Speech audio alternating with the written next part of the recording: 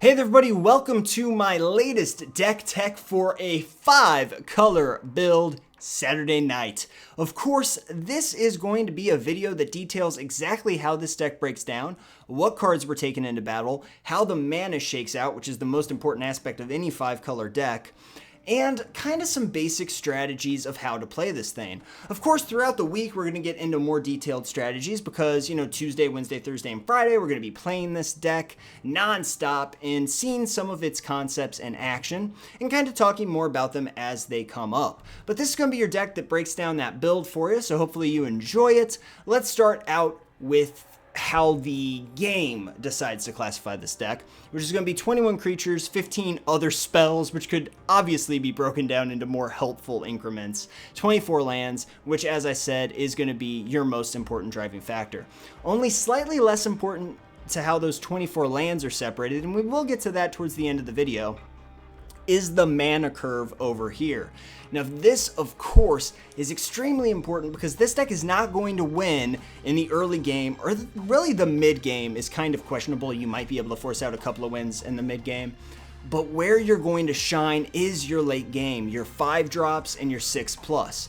Now we have a heavy weight at that end. That's kind of the broad part of the hammer, the heavy part of the hammer. But the longer and more stable section that we have down here, the lower tiers at the 4/1 drops, 7/2 drops, and 11/3 drops, that's kind of the meat of it. That's kind of the most important part of the mana curve. And like I said, this is only slightly less important than how your mana shakes out, how your lands are broken down, because this is what's going to allow that mana to kind of shine.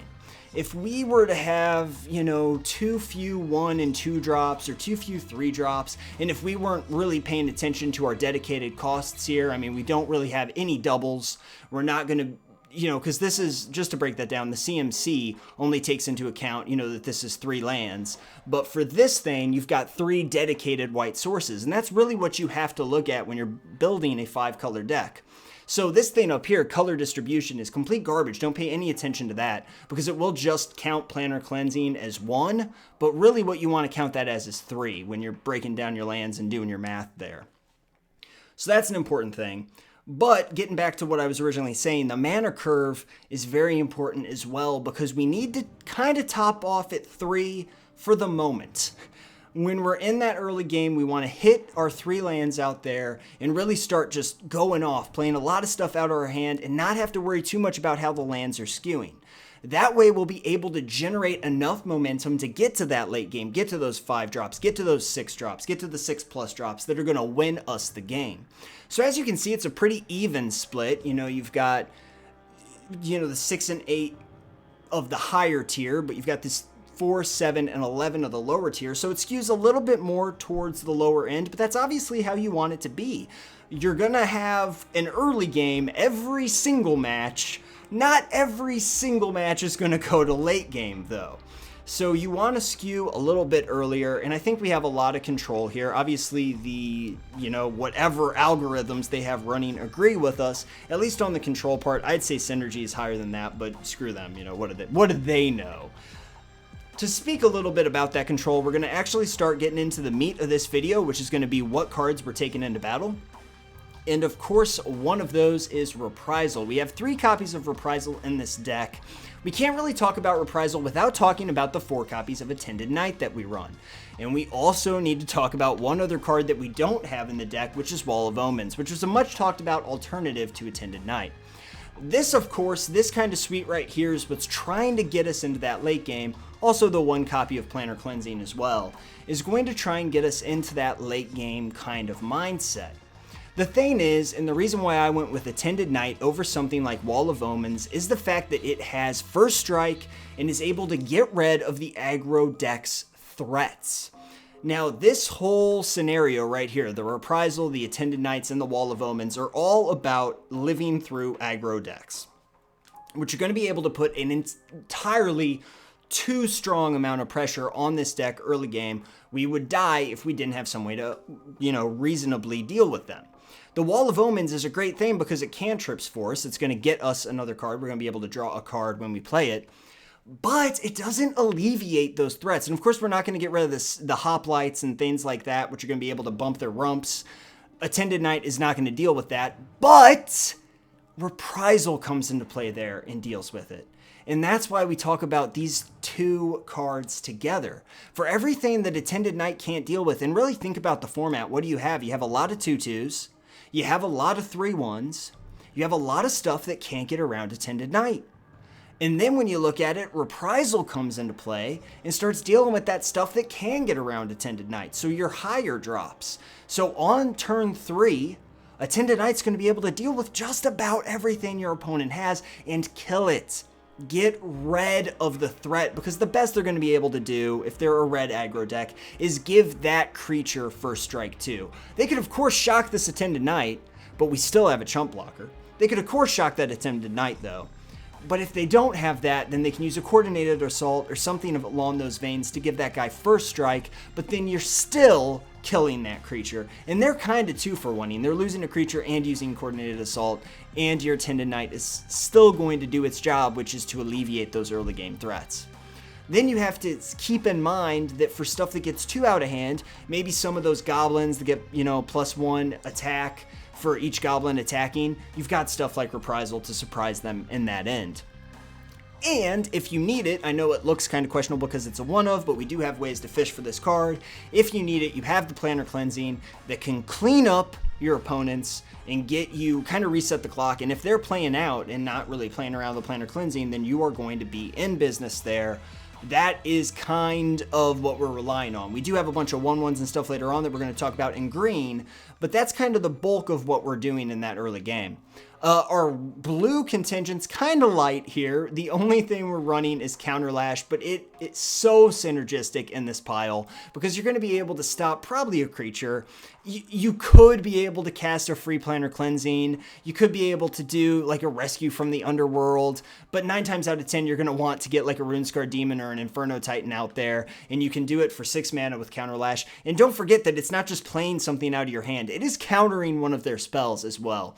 And sometimes it's just a counter. But you know what? That's just fine with me. If my opponent's top decking and I have Counterlash in hand, then they're screwed because their top deck means nothing to me. Even if I just have Counterlash, even if I just have Counterlash and nothing else in my hand, if my board presence is such that they're top decking to try and get the win, Counterlash is going to put me in the pole position to really just shut that thing down. I get so excited about Counterlash I can't even talk.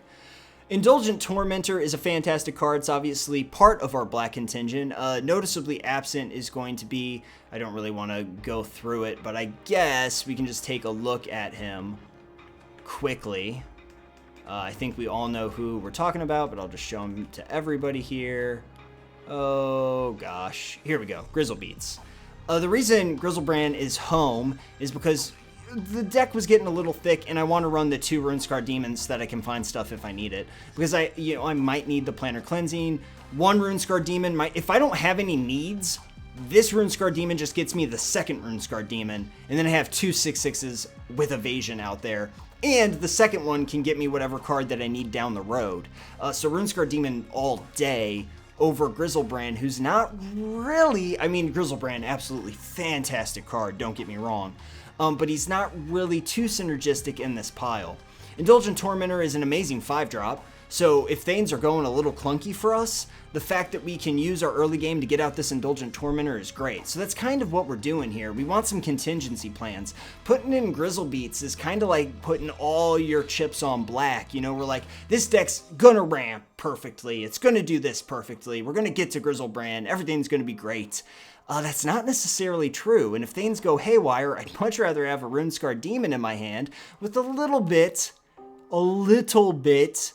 easier casting than the Grizzlebrand, obviously, which has 4 dedicated black, which is the main reason he's staying home. The main reason he's staying home is going to be the 4 dedicated black, but everything else I'm saying is true as well.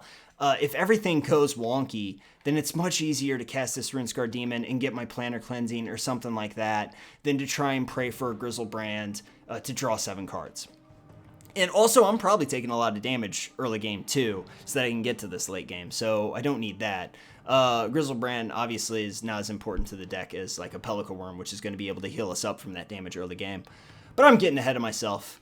2 Indulgent Tormentors, because if the deck goes to shit, we still have a strong contingent with the Tormentor. We still have a strong presence. Rescue from the Underworld drives this deck. It is absolutely is the heart and soul of this deck almost. It is the ray to this deck's Ghostbusters. It goes nowhere. It's good times for everybody. Runescarred Demon, of course, is a great card. We talked a little bit about him. So we've got 3 Rescue from the Underworlds, 2 Runescarred Demons, 1 Inferno Titan. Inferno Titan's great removal. He's a great guy. He comes out angry, kills some 1 in the asses, does 3 damage to your opponent. I don't need to tell you how good Inferno Titan is. We're running a 5-color deck. He's the red. He's the representative from the red contingent. So now we're going to look at some of the stuff that allows us to land ramp, and it's going to be these cards right here. We've got the 4 Elvish Pioneers. It lets you put the basic land. Doesn't always go off, but Wayfinder helps us get that guy to go off. And that's really, we just need this thing to go off early. Late game, he's meaningless anyway. I mean, he's not going to do anything for us late game regardless. He's just a chump blocker at that point. But I really want my turn 2-ish to be Cultivate. Turn 2 or 4 to be Cultivate so that I can get out all the colors that I need.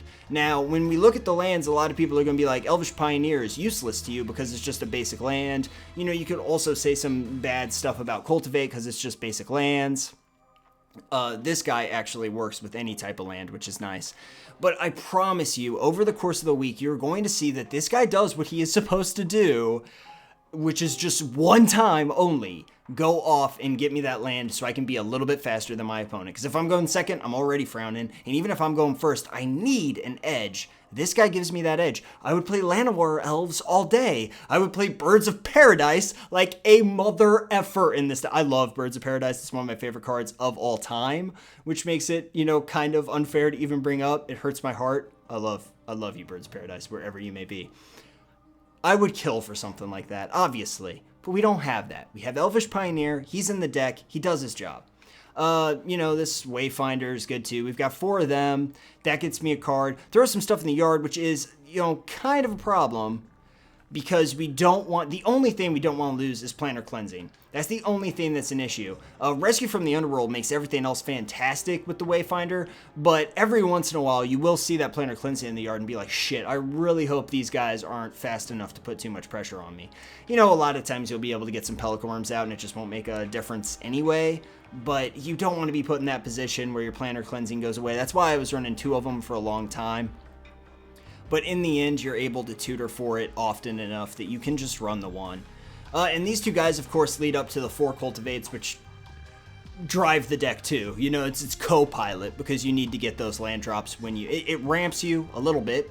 And it also allows you to kind of plan ahead and get your lands. Pay attention to what your lands are, though, because your deck or your lands are covered up while you're searching through your deck. That's happened to me a couple times where I'm just like, Jesus, what do I need? A black? So before you cast this thing on your opponent's turn or whatever, or even if you draw it, there's a lot of time. Like the fact that there's a timer freaks some of us out. Me a little bit, even though I've been playing this game a couple years now. Just ignore the timer. Just fuck the timer. Don't worry about it. Write down your lands next to you on a piece of paper if you're running this deck so that when you can cultivate, you know what you're doing. Like just put like just a little B and some, lines for your black and your green and just do everything like that. And, just keep like tally marks or something if that helps you, if you need to, because you need to know what to cultivate for. And if the timing bothers you, if you're like, well, that clock's going to go away from me, then just keep a piece of paper next to you. That's what pros do.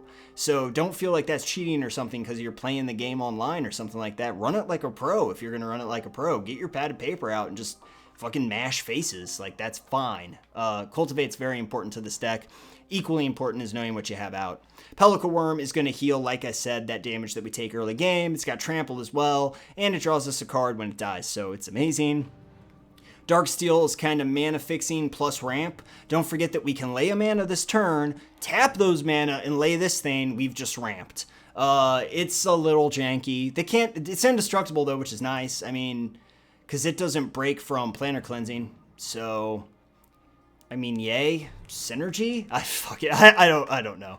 We've got Kozilek, and of course all the cards that are shiny are the premium build cards. We've got Kozilek, which is an amazing dude. We've got 1 of him, 3 Darksteel Ingots, 1 Kozilek. This guy's, he's good. I don't know what else to tell you. He's only 10 mana, he's a 12/12, he's got Annihilator 4, and I would like to point out that if your opponent is trying to mill you, you just won.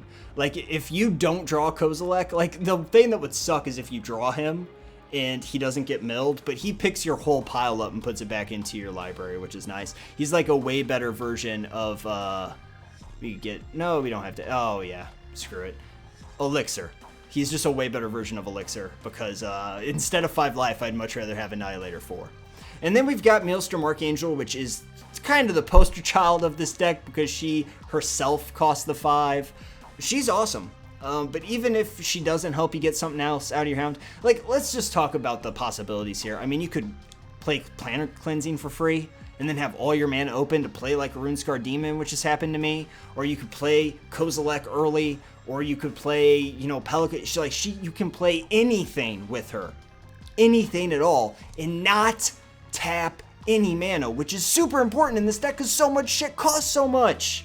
Like, our good cards cost a lot. So playing any of them for free is a huge blessing. So absolutely at any point, this girl's great. They will try and kill her, even if you just have lands in your hand. And she's got evasion too, which is great. So she's good and everything like that. That is the deck, you guys. That's basically how it runs. But like I said, the most important part is right here. And that's going to be our mana breakdown. So first thing is first on this, I guess, is that we run 3 of these guild gates here. And the reason why we're running 3 of each of these guild gates here, and the reason we're running these is because they are the ones that share a color with green. Okay, and that's important because green, as you saw, you know, our satyrs and everything like that. Let's try and look at those guys. Oh, let's look at these guys right here. Our elves and our satyrs and stuff like that. And then, of course, cultivate are really important to get us our other lands.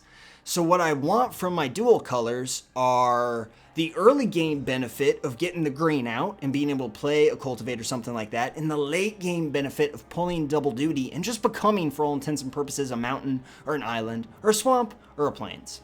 So having this contingent right here is super important to this deck.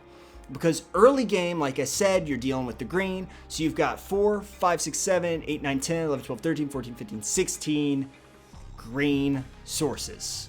6, 12. Yeah, look at that math, you guys. I count fast. I've been playing Magic my whole life. Makes you good at counting. So early game, you have all those green sources, which is what you really, really, really want. And then late game, they can pull double duty. Of course, you can have the 3 sources out to cast your Pelican Worm, and then turn right around and have, you know, a couple blacks for your demon, so that you can get another card and then have, you know, your 3 dedicated white sources for your Planar Cleansing that you grabbed with your demon. Now, here's the more complicated part, and this is really just a lot of math. It's a lot of counting, you know, how many mana symbols you have, like I said. But we've got 4 plains, 1 island, 2 swamps, 1 mountain. And of course, we've got the 4 forests, which we already talked about. This is just math. This is just statistical analysis of what we have out versus, like, don't forget that we've got, you know, 4 red sources. We don't just have 1 red source. We've got 4 blue sources. We don't just have 1 blue source. I mean, don't forget about those things. But this is just all statistical analysis and math. We want the white early game so we can play, you know, our... we want a lot of dedicated white sources so we can plan our cleanse if we need it, but we want it early game so we can attend at night. We can do stuff like that. We want white sources so that we have our removal open with our reprisal. Blue, obviously not super important, only used in 2 different cards in this thing. Don't forget those ingots either, which, you know, are useful in this scenario as well. And swamps, of course, are very important, so that's why it's the 3rd largest skew. This land distribution is very complicated, and like I said, it's a lot of math, and maybe someday I'll just do a video where we talk about the math behind playing Magic the Gathering. A lot of it's mysticism, some of it's luck, a lot of it's superstition, but the lion's share of Magic is always going to be math. It's a 60 card game. There's statistical analysis of when you're going to need to draw stuff, and that's what I've always done traditionally. I don't know if a lot of you guys know that. If you're new to the channel, you probably don't, but I always run the numbers. I run the numbers in Blackjack. I run the numbers in Magic. I've always been that way. It's kind of a math geek's paradise in this, and I wouldn't necessarily say that's who I am. I'm more of a stats guy myself. I like counting cards in my blackjack, and I like counting cards in my magic, and that's the equivalent is the lands. I hope you guys enjoyed this video. Like I said, it's a complicated deck, but it's so much fun. You're gonna win. I can't guarantee you 90% of the time, but you're gonna win a lot with this thing. It's not gonna let you down. I promise you. This deck, it's a good, strong deck, and you're gonna have a ton of fun with it, and that's really what this build is all about. It's 5-color, it's a lot of fun. We're gonna be getting into it throughout the week, so I hope you stay tuned for that. But thank you once again for watching this episode. I wanna give a shout out to Lucas one last time. Lucas Oscar down in the comments, Luke Caster to me personally. But he is phenomenal and actually did the banner. We have a new channel banner, and we have a slightly updated brand new icon or channel avatar. He was responsible for all that stuff. Same friend of his that helped him, and that is on my page. A link to that guy's page, he's a graphic designer, is if you go to the About section on my channel, you can find that. Just spectacular work. Thank you so much, man. I honestly cannot thank you enough. How much you care about this really means a lot to me. And a lot of you guys are like that. Like I've said it a billion times, I will say it a billion more. Best community on YouTube, hands down, bar none. Super, just thank you guys so much. And thank you for watching this. And I will see you guys all tomorrow when we take this thing out.